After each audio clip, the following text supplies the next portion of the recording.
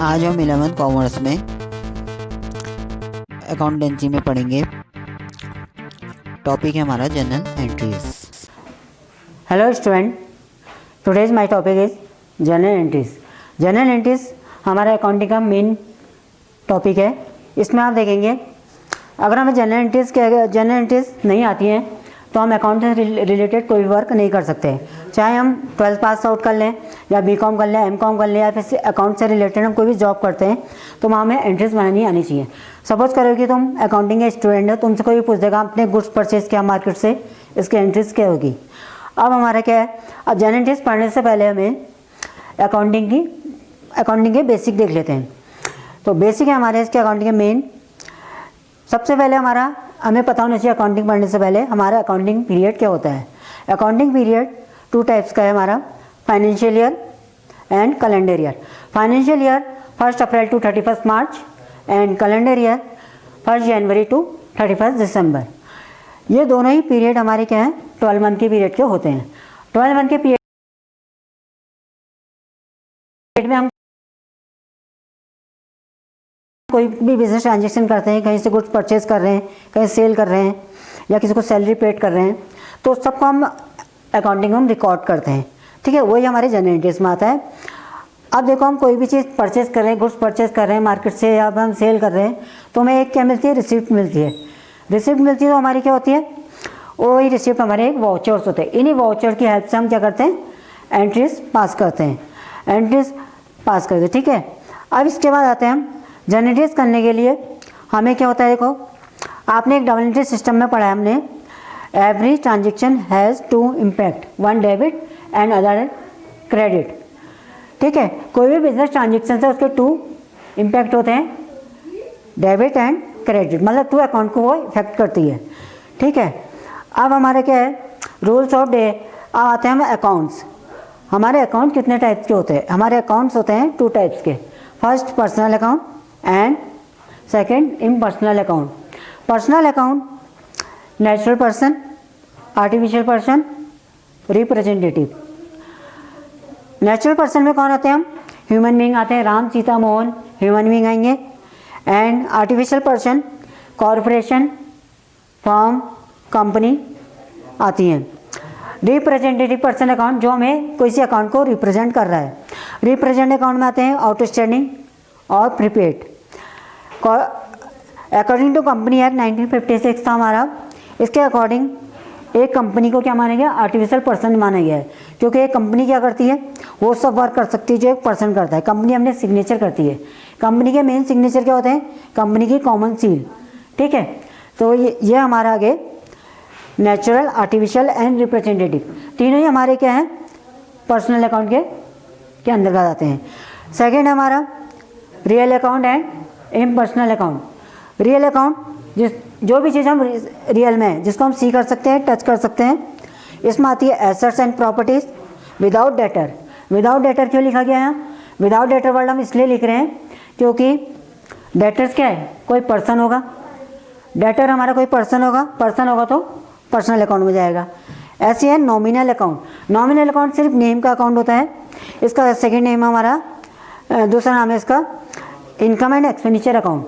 हम क्या करते हैं, जैसे हमने किसी को सैलरी पेड करी तो एक पर्सन को, जैसे हमने मिस्टर मिस्टर बी को सैलरी पेड कर रहे हैं। ठीक है, तो ए ने 500 रुपीज़ सैलरी पेड करी बी को, तो ए के लिए तो क्या हो गया, ए के लिए हमारी एक्सपेंसेस है, बी के लिए हमारी इनकम है, तो ये इनकम है एक्सपेंडिचर अकाउंट। ठीक है, तो ये हमारे अकाउंट से पर्सनल अकाउंट क्या होता है, जो पर्सन से रिलेट होता है, एंड ये आगे हमारे एसेट्स आगे एंड इनकम एक्सपेंडिचर आगे। अब हमारा अकाउंटिंग के रूल्स क्या है, हमारे गोल्डन रूल्स है, डेबिट क्रेडिट के रूल देख लेते हैं। इसी के बेस पे हमारी सारी एंट्रीज बनेंगी। अगर आपको ये रूल आ गए तो आप कैसी भी एंट्रीज कहीं भी पास कर सकते हैं। फर्स्ट हमारा पर्सनल अकाउंट का रूल है, debit the receiver, credit the giver. Real account का debit what comes in and credit what goes out. Nominal account debit all expenses and losses and credit all income and gain. तो ये हमारा accounting के rules आ गए। अब क्या हमारा accounting के रूल से पहले हम देखते हैं, देखो जनरल एंट्रीज हम पास करते हैं। कोई भी देखो बिजनेस ट्रांजेक्शन्स होती है, मार्केट से हम कोई भी चीज़ हम पहले परचेस कर रहे हैं तो क्या होगा, उसकी एक अकाउंटिंग साइकिल होती है कि अकाउंटिंग एक कंटिन्यूस प्रोसेस है। ठीक है, अब क्या है, देखो फर्स्ट हम ट्रांजेक्शन करते हैं, मार्केट से हमने कोई गुड्स परचेस किया, ट्रांजेक्शन रहेगी हमारी। ठीक है, अब ट्रांजेक्शन के बाद आएगा हमारा, उसको हम जनरल में पास करेंगे। जनरल के बाद लेजर होता है हमारा सेपरेट अकाउंट बनना, and trading and profit loss account, last balance sheet. अब जब बैलेंस शीट हमारा कंप्लीट हो गया, मतलब 31 मार्च को हम पहुंच गए, तो 31 मार्च को हमारी बैलेंस शीट बनेगी। बैलेंस शीट कंप्लीट, फिर नेक्स्ट ईयर हमारी स्टार्ट होगा। तो ये कंटिन्यूस प्रोसेस है। ठीक है, तो ये अकाउंटिंग साइकिल ऐसे चलती रहेगी। अब मेन टॉपिक में आते हैं अपने हम जनरल एंट्रीज में। जनरल एंट्रीज क्या होती है?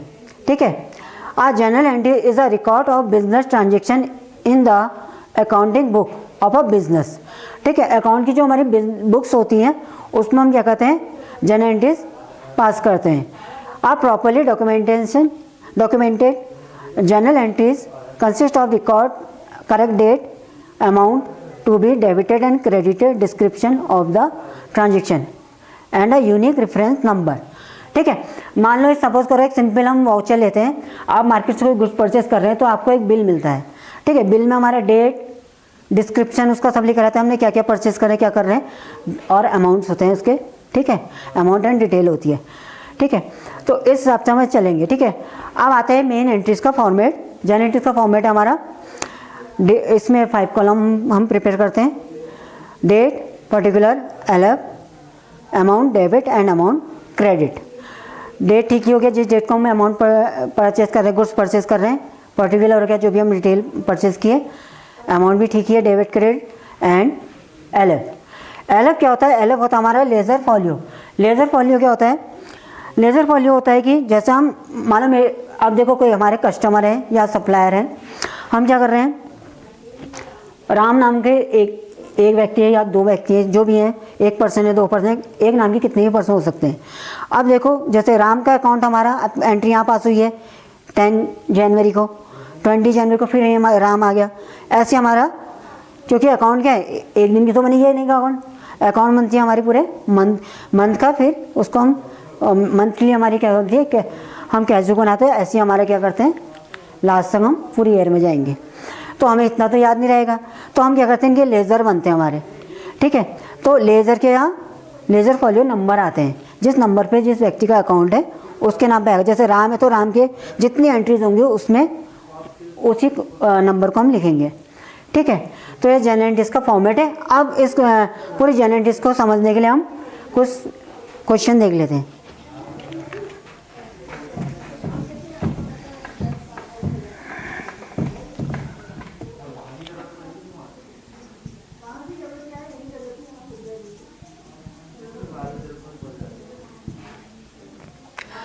अब जनरल एंट्रीज में हमारी एक मेन चीज़ है,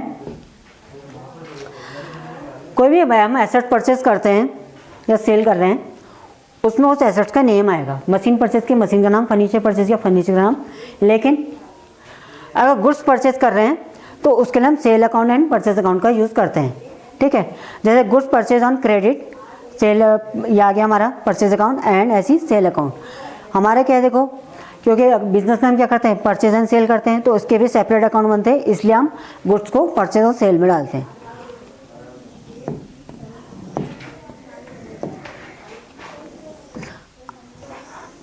अब ये तीनों अकाउंट से रिलेटेड, रियल, नॉमिनल, पर्सनल, इनसे रिलेटेड मैं एक एक ट्रांजेक्शन आपको बता देता हूँ, इससे क्लियर हो जाएगा।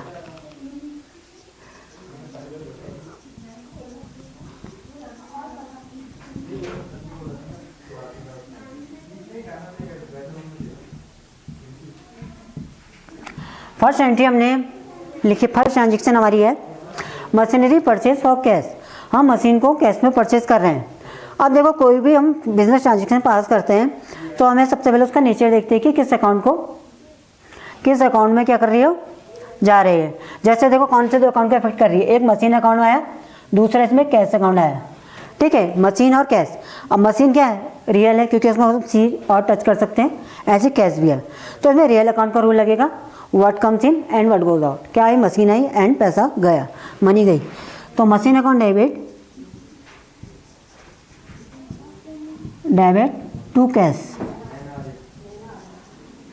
तो ये आ जाएगा हमारा 50,000। अब क्या है, देखो यहाँ तक तो हमने एंट्री पास कर दी, लेकिन इसके नरेशन लिखना भी हमें ज़रूरी है, क्योंकि उससे पता चलेगा हम कर क्या रहे हैं ऊपर। Being machine purchase. सेकेंड है हमारा सैलरी पेड या पेड सैलरी। पेड सैलरी, अब देखो सैलरी हमारी कोई पर्सन है नहीं, ह्यूमन बीइंग नहीं है, सैलरी हमारी रियल भी नहीं है, सैलरी हमारी एक्सपेंसेस है, एक के लिए एक्सपेंस एक के लिए इनकम। तो सैलरी के लिए आ जाएगा, सैलरी हम कैसे पेड करें, कैश से पेड करेंगे, तो इसमें दो अकाउंट इफेक्ट कर रहे हैं, दो अकाउंट के रूल लगेंगे। सैलरी हमारी नॉमिनल है, ऑल एक्सपेंसेस एंड लॉसेस क्या होते हैं, डेबिट। तो सैलरी क्या हो जाएगी, debit, salary account debit to cash. Narration आ जाएगी being salary paid 500 rupees. And last है हमारी परचेज गुड्स फ्रॉम मोहन ₹10,000। अब देखो हम गुड्स परचेज कर रहे हैं मोहन से। अब मोहन कौन है इसमें, तो इसमें दोनों अकाउंट आ रहे हैं, रियल भी आ रहा है पर्सनल भी आ रहा है। तो गुड्स परचेज कर रहे हैं, तो गुड्स तो हमारा क्या है, गुड्स हमारा क्या है, गुड्स हमारा कौन सा अकाउंट है, रियल अकाउंट है। एंड मोहन कौन सा अकाउंट है, पर्सनल अकाउंट है।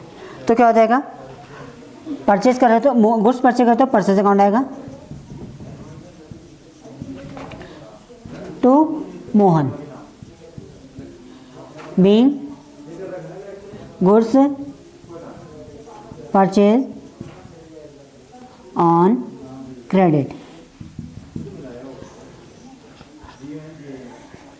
जब तक हमारा कैश नहीं लिखा रहेगा, इस ट्रांजेक्शन को कैश नहीं माना जाएगा।